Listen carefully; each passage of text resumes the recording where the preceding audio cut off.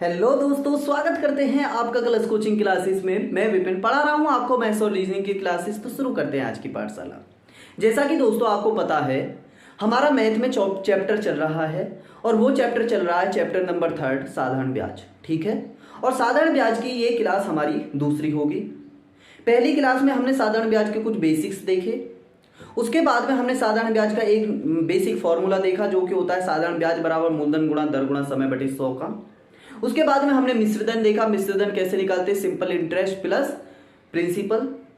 और उसके बाद में बहुत अच्छी अच्छी चीज़ों को देखा और बहुत अच्छे अच्छे सवाल किए। तो उसी पाठशाला को आगे बढ़ाते हुए आज हम फिर से क्वेश्चन करेंगे। तो सबसे पहले क्वेश्चन आपको बोर्ड पर दिखाया जा रहा है। आज का क्वेश्चन नंबर पहला होगा, किसी पेन का नगद मूल्य 10 रुपये है परंतु इसे ₹1 की 11 महीनों की समान मासिक किस्तों में भी खरीदा जा सकता है, तो दर ज्ञात कीजिए।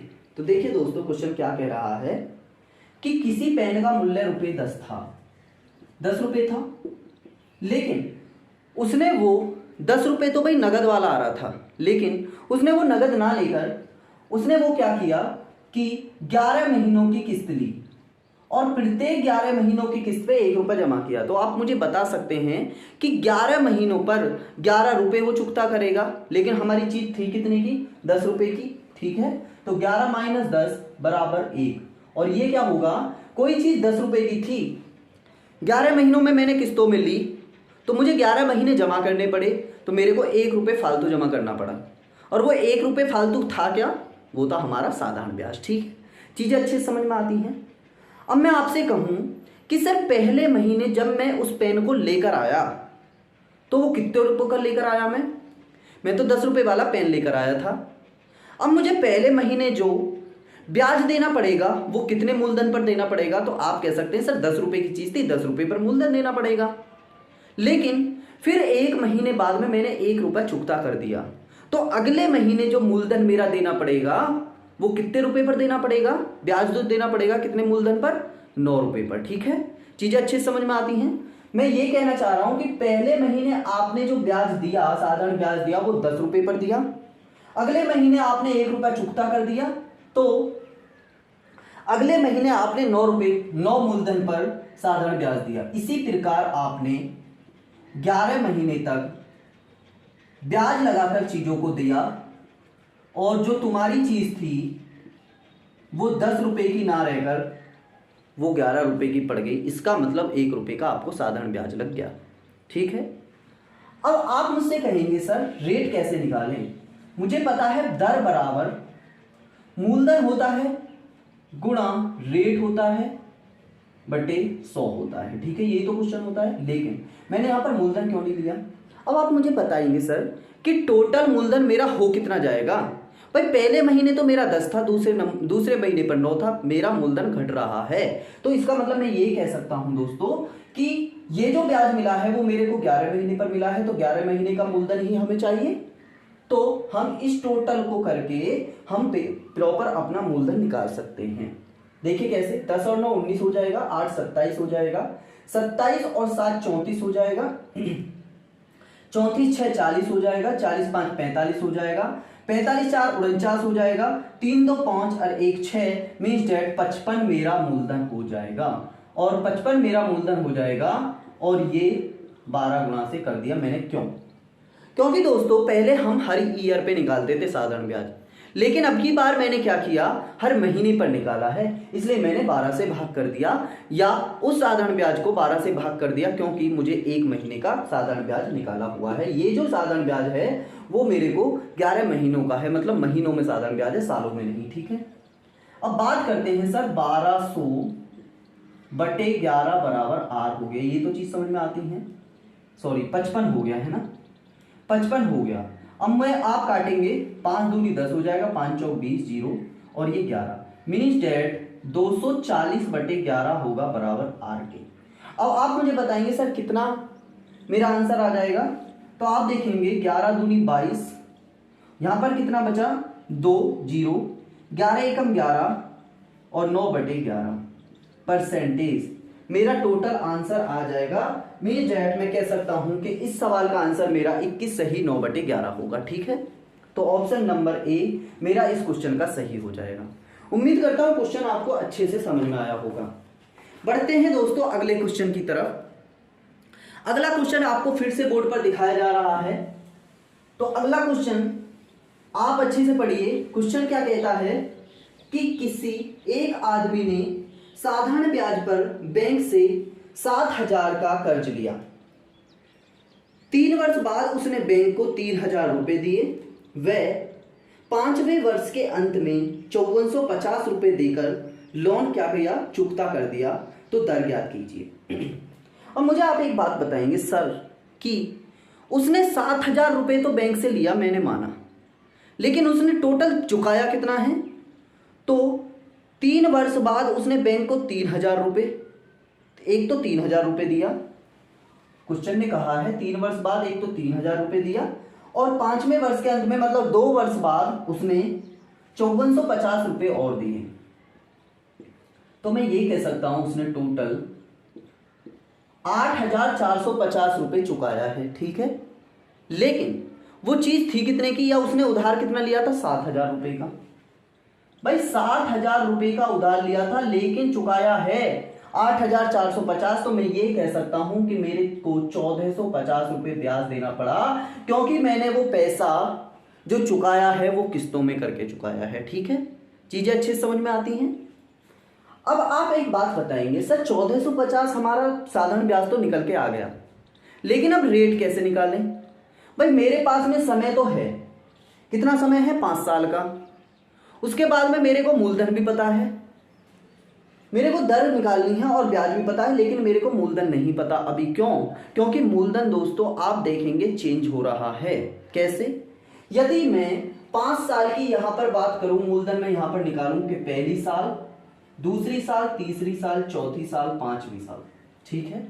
तो पहली साल जो उसको पैसा चुकता करना था वो 7,000 रुपए लेकर आया था, तो पहली साल का जो ब्याज होगा वो 7,000 रुपए पर ही लगेगा। ये चीज समझ में आती है। उसने दूसरी साल भी क्या कुछ चुकता किया? नहीं, 3 साल बाद चुकता किया है, तो दूसरी साल भी 7,000 रुपए पर ब्याज लगा।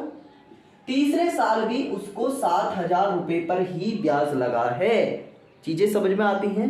लेकिन 3 साल के अंत में उसने 3,000 रुपए वापिस कर दिए, तो उसको चौथी साल में जो ब्याज लगेगा वो 7,000 में से 3,000 वापिस किए तो उसे 4,000 रुपए पर ब्याज लगेगा, और 5वें साल में भी उसे 4,000 रुपए पर ब्याज लगेगा। 7 या 21, 4 25, 4 29,000 रुपए यहां तक मेरा मूलधन हो गया दोस्तों। 5 साल का जो मूलधन मेरा हुआ वो 29,000 रुपए हो गया। क्यों? क्योंकि पहली साल का 7,000, दूसरी साल का 7,000, तीसरी साल का 7,000, चौथी साल का 4,000, 5वीं साल का 4,000। सर हम इन सवालों को डायरेक्ट क्यों नहीं कर रहे हैं, ऐसे क्यों कर रहे हैं? भाई हमें तो मूलधन भी पता है, ब्याज भी पता है, रेट ही तो निकालनी है, समय भी पता है 5 साल का। एक बात बताइए दोस्तों, आपको क्या मूलधन 5 साल तक सेम मिल रहा है? नहीं। पहली, दूसरी, तीसरी साल में 7,000 है, चौथी, 5वीं साल में 4,000 है, इसलिए हम इस क्वेश्चन को इस टाइप से नहीं कर सकते, ठीक है। अब मेरे को 29,000 मिल गया, 1,450 रुपए का मैंने ब्याज लिया, बैंक ने मुझसे ब्याज लिया, टोटल मूलधन 29,000 हो गया। रेट हमें निकालनी है। अब आप मुझे बताइए क्या यहां पर मैं 5 साल लगा दूं? सर नहीं। क्यों? क्योंकि 29,000 का जो मूलधन है ये टोटल करके ही तो हमारा 29,000 आया है। मैं यहां पर 5 साल क्यों लगाऊंगा? भाई पहली साल का, दूसरी साल का हमने तो सारा लिख लिया, ठीक है ना। तो 5 साल पूरे हो गए यहां तक। बटे कितने हैं? 100। 0 से 0 खत्म कर सकता हूं, इस 0 से इस 0 को खत्म कर सकता हूं। मीन्स डेट 29 बटे 145,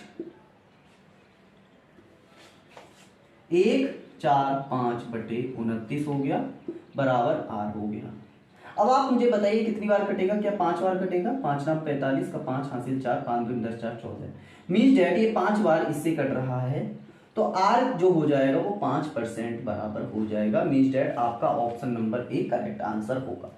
उम्मीद करता हूं चीजें आपको बहुत अच्छे से समझ में आ रही हैं। आप कहेंगे सर एक्स्ट्रा ऑर्डिनरी सवाल है या नेक्स्ट लेवल के सवाल हैं? सर इन क्वेश्चन को आप दिमाग लगाकर करिए, छोटे सवाल तो ऐसे ही हो जाते हैं, ठीक है ना। इसलिए मैं आपके सामने बहुत अच्छे अच्छे सवाल लेकर आया हूं। बढ़ते हैं अगले क्वेश्चन की तरफ। आज की क्लास का तीसरा क्वेश्चन देखेंगे।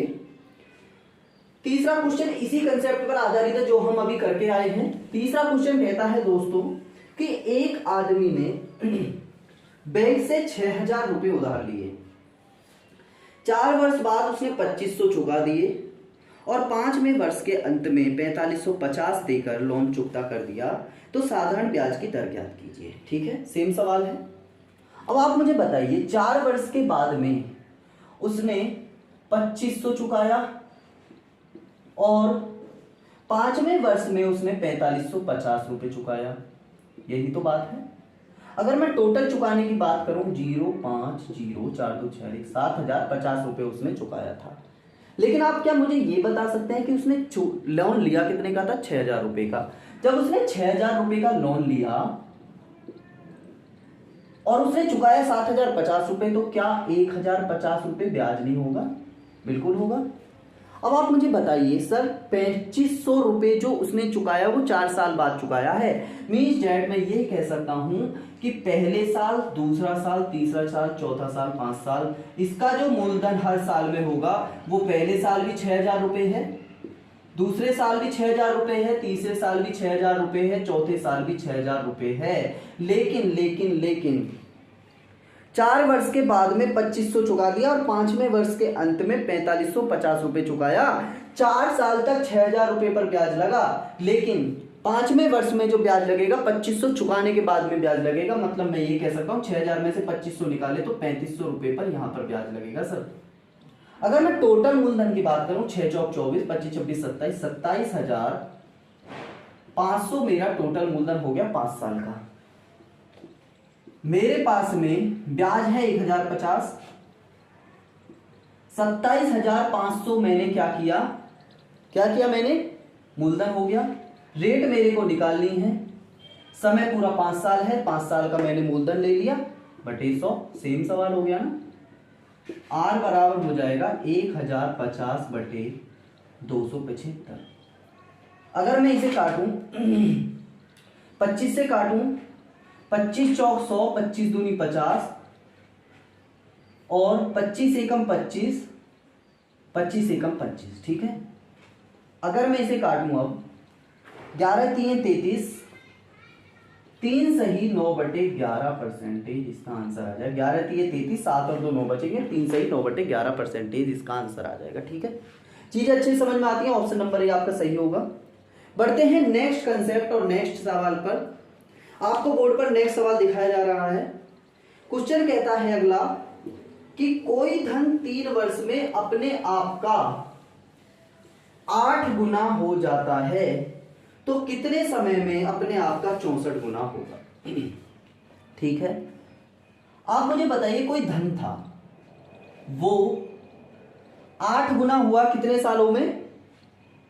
3 वर्षों में, तो कितने सालों में वह 64 गुना होगा? ठीक है, अब आप मुझे बताइए सर, कितने सालों में वह 64 गुना होगा? 64 गुना होगा। अब आप मुझे बताइए सर, 3 सालों में जब वह धन 1 का 8 गुना हो गया, तो यहां से मैं क्या सिंपल इंटरेस्ट निकाल सकता हूं? सिंपल इंटरेस्ट कितने का आएगा? 7 रुपए का। भाई 7 का ही तो आएगा, क्यों? क्योंकि 1 से 8 हो गया, एक मूलधन था, 3 साल में 8 बन गया, तो 8 में से 1 जो गया, जो फालतू हुआ है मेरा, वो सिंपल इंटरेस्ट ही होता था। तो 3 साल में वो बढ़ता है 7। ठीक है, अब कितने साल में वह 64 गुना होगा? मतलब कि कितने का सिंपल इंटरेस्ट देगा? 1 से 64 हो गया, मतलब मैं ये कह सकता हूं 63 का देगा। ठीक है, 63 का देगा। चीजें अच्छे से समझ में आती हैं। अब 63 का साल निकाल दो, ये साल था, तो अगर मैं इस 1 यूनिट की बात करूं तो 3/7 साल में ये बढ़ रहा है। 1 यूनिट की 7 इधर पहुंच जाएगा, 3/7 बढ़ाना कितना है? 63। 3/7 गुणा 63, 7 निम्न 63, 9 3 27 साल आपका आंसर होगा। चीजें अच्छे समझ में आती है। मैंने क्या किया, जब कोई धन 3 साल में 1 का 8 गुना हो रहा था, तो सिंपल इंटरेस्ट दे रहा था 7 रुपए का। ठीक है, उसके बाद में 1 का 64 गुना हो रहा है, मतलब यदि वह बढ़ रहा है तो कितने सालों में वह 63 बढ़ रहा है। ठीक है, यही तो चीज पूछी है। अब 3 साल में कोई चीज 7 बढ़ी है, एक कितने सालों में बढ़ेगी, 3/7 सालों में, क्योंकि 7 को इधर मैं लेके आऊं, ये चीज तो आप समझते हैं अच्छे से। उसके बाद में मेरे को बढ़ाना कितना है, 63 बढ़ा 3/7 गुना 63, 60 से 63 9 बार काट दिया, 9 3 27 आपका आंसर आ गया। ठीक है, तो देखिए दोस्तों अगले क्वेश्चन की बात करते हैं। अगला क्वेश्चन क्या कहता है, अगला क्वेश्चन कहता है कि कोई धन साधारण ब्याज पर 6 वर्ष में 2 गुना हो जाता है। 6 वर्ष में 2 गुना हो जाता है, कितने समय में यह 10 गुना होगा, कितने समय में वह 10 गुना होगा। ठीक है, कितने सालों में हो रहा है, 6 वर्षों में, 6 वर्षों में। सेम सवाल है भाई। सिंपल इंटरेस्ट की बात करूं तो एक मिल रहा है, एक सिंपल इंटरेस्ट 6 सालों में हो रहा है, एक सिंपल इंटरेस्ट 6 सालों में हो रहा है। अगर मैं यहां पर बात करूं, एक का 10 हो गया, मीन्स डेट 9 बढ़ा होगा, तो 9 कितने में बढ़ेगा, 6 गुणा 9 सालों में, मीन्स डेट 54 साल आपका आंसर आ जाएगा। आती है चीजें अच्छे समझ में। क्या किया भाई, कोई धन 1 का 2 गुना हुआ 6 सालों में, तो वह 10 गुना या 10 कितने सालों में होगा। तो आपने क्या कहा कि सर 6 सालों में 1 बढ़ रहा है, 6 सालों में कितना बढ़ रहा है, 1 बढ़ रहा है, तो 9 बढ़ाना है हमें। 1 बढ़ रहा है 6 सालों में, तो 9 कितने सालों में बढ़ेगा, 6 गुणा 9 सालों में, मतलब कि 54 सालों में। ठीक है, चीजें आती हैं अच्छे से समझ में। तो देखिए दोस्तों बढ़ते हैं अगले क्वेश्चन की तरफ। अगला क्वेश्चन क्या कहता है, अगला क्वेश्चन आपको बोर्ड पर दिख रहा है। अगला क्वेश्चन कहता है सर कि कोई धन 5 वर्षों में 10,000 हो जाता है, कोई धन 5 वर्षों में 10,000 हो जाता है, वह 7 वर्षों में 10,800 हो जाता है, तो तर्क याद करें। भाई कोई धन 5 वर्षों में 10,000 हो गया, ठीक है, तथा 7 वर्षों में 10,800 हो गया। अब आप मुझे एक बात बताइए, कोई भी धन था, मुझे नहीं पता कितना धन था, मैं यहां पर प्रिंसिपल लगा लेता हूं, मुझे अभी तक नहीं पता। 5 सालों में तो वह 10,000 हो रहा है, 7 सालों में 10,800 हो रहा है, तो आप मुझे एक बात बताइए कि सर 2 सालों में वह बढ़ कितना रहा है, तो केवल और केवल 800 रुपये बढ़ रहा है ना। चीजें समझ में आती हैं। अगर 1 साल की बात करूं तो 1 साल में कितना बढ़ रहा है, 800/2 हो जाएगा, मतलब कि 400 बढ़ रहा है। यहां तक तो चीजें समझ में आती हैं। अब मुझे आप एक बात बताइए सर कि अगर मेरा धन 1 साल में 400 बढ़ रहा है, तो वह 5 सालों में कितना बढ़ रहा होगा। 1 साल में 400 बढ़ रहा है, तो वह 5 सालों में कितना बढ़ा होगा, 5 गुणा 400, मतलब कि 2000 बढ़ा होगा। मीन्स डैट जो ये 5 साल में चीजें आई हैं 10,000 रुपए की, इसमें मैं ये कह सकता हूं कि 2000 रुपए तो ब्याज ही ब्याज है। अगर 2000 रुपए इसमें 5 सालों में ब्याज ही ब्याज है, तो पहली साल में जो मेरा मूलधन था वो 8,000 रुपए हो रहा होगा। ठीक है, कैसे भाई, मैंने क्या कहा, 2 सालों में 800 बढ़ा, 1 साल में 400 बढ़ा। 5 साल की बात करूं तो 5 सालों में 2000 रुपए बढ़ा, तो 5 साल रुपए में 2000 बढ़ेगा क्या, वो साधारण ब्याज ही तो बढ़ेगा। अगर 5 सालों में 2000 साधारण ब्याज बढ़ा है और 5 सालों में चीज रुपया जो हो गया है वो 10,000 रुपए हो गया है, तो 2000 जो बढ़ा है वो क्या बढ़ा है, साधारण ब्याज। इसका मतलब मैं ये कह सकता हूं पहली साल जो मूलधन रहा होगा वो 8,000 रुपए रहा होगा, तभी तो ये 5 सालों में 2000 बढ़ के, तभी तो यह 5 सालों में 10,000 हुआ होगा। ठीक है, अब मैं बात करूं, मेरे पास में मूलधन भी है, 1 साल में बढ़ने वाला सिंपल इंटरेस्ट भी है, तो मैं क्या रेट निकाल सकता हूं, 400 मेरा साधारण ब्याज मिल रहा है, 8,000 पर रेट निकालनी है 1 साल का बटे 100, 0 से 0 काट दो, आर बराबर हो जाएगा दोस्तों 400/80, 8 पंजे 40, मतलब कि आपका रेट जो होगा वो 5% होगा। ठीक है, चीजें आती हैं अच्छे से समझ में। क्या मैं आपको अच्छे से क्वेश्चन को समझा पाया? ठीक है, आगे बढ़ते हैं अगले क्वेश्चन की तरफ। आगे बढ़ते हैं दोस्तों अगले क्वेश्चन की तरफ। अगला क्वेश्चन बहुत ही अच्छा क्वेश्चन है। अगला क्वेश्चन आपके सामने मैं रख रहा हूं, आपको बोर्ड पर क्वेश्चन दिख रहा है। क्वेश्चन कहता है कि 18,750 रुपए एक आदमी द्वारा अपने 2 बेटों के बैंक खातों में इस तरह डाले गए कि वे 18 वर्ष की उम्र में बराबर धन प्राप्त करें। यदि उनकी आयु 12 वर्ष 14 वर्ष हो तो दर 5% हो, तो छोटे बच्चे का हिस्सा ज्ञात कीजिए। बहुत ही मोस्ट इंपोर्टेंट सवाल है, यहां पर कोने में आपको क्वेश्चन दिख रहा होगा। ठीक है, देखिए सर, उस आदमी ने 18,750 रुपए 2 बैंक खातों में डाला। 2 बैंक खाते थे कौन से? उसके दोनों बेटों के। ठीक है, जिनमें से छोटा वाला बेटा अभी की उम्र में 12 साल का है और बड़का वाला बेटा 14 साल का है।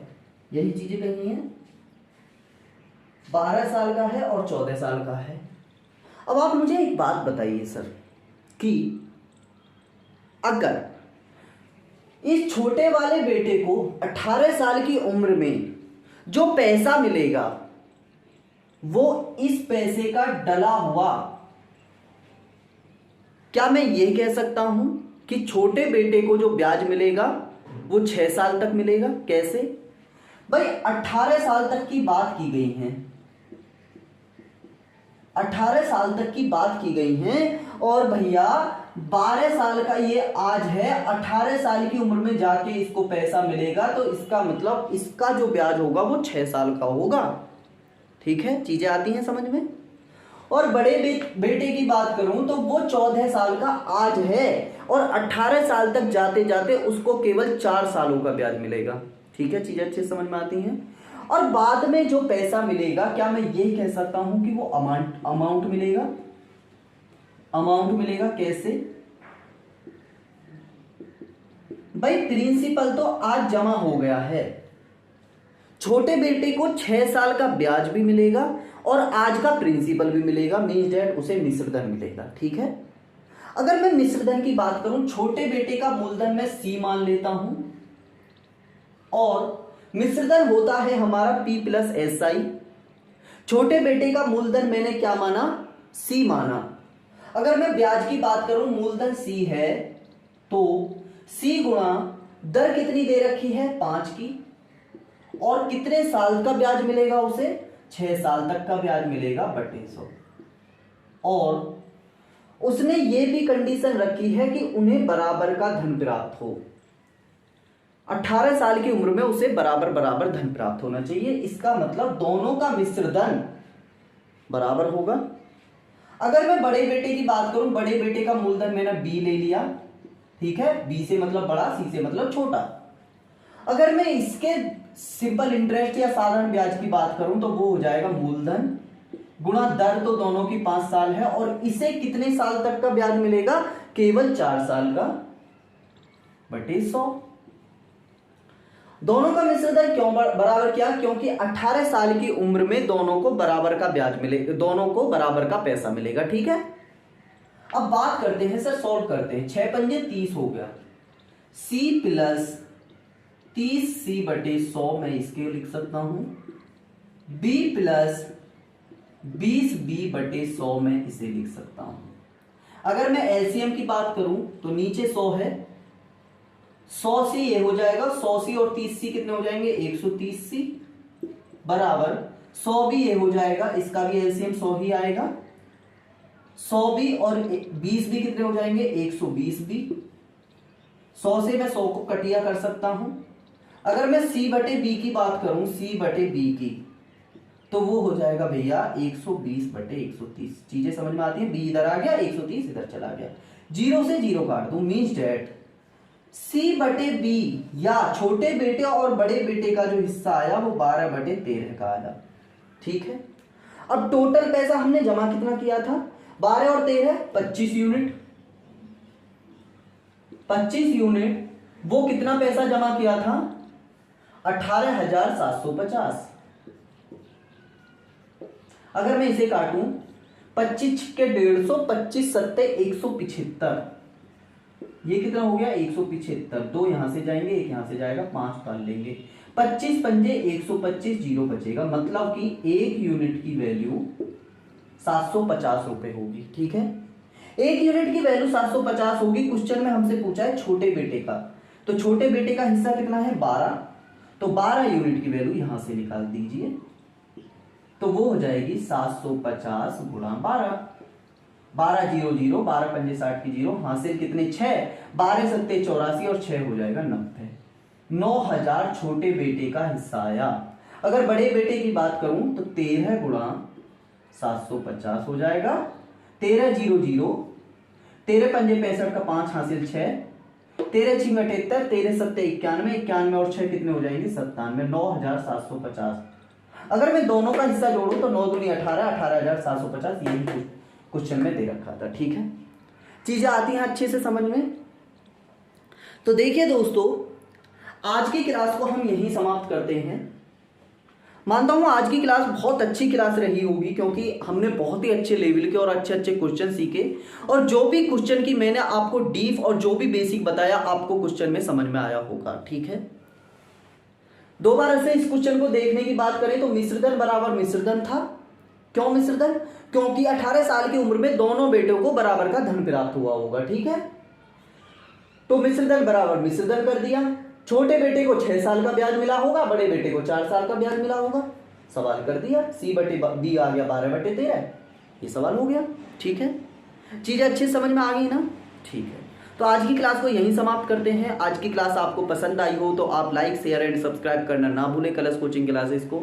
आप जुड़े रहें कलश कोचिंग क्लासेस के साथ, और जिसको भी इन वीडियोस की ज़्यादा मतलब कि सहायता करनी है, या मतलब किसी की आपको सहायता करनी है, तो आप उन तक इन क्लासेस को पहुंचा सकते हैं, शेयर कर सकते हैं। ठीक है, आप विपिन कुमार के साथ में पढ़ रहे हैं मैथ्स और रीजनिंग की क्लास है। आज की क्लास को समाप्त करते हैं। जय हिंद, जय भारत, नमस्कार।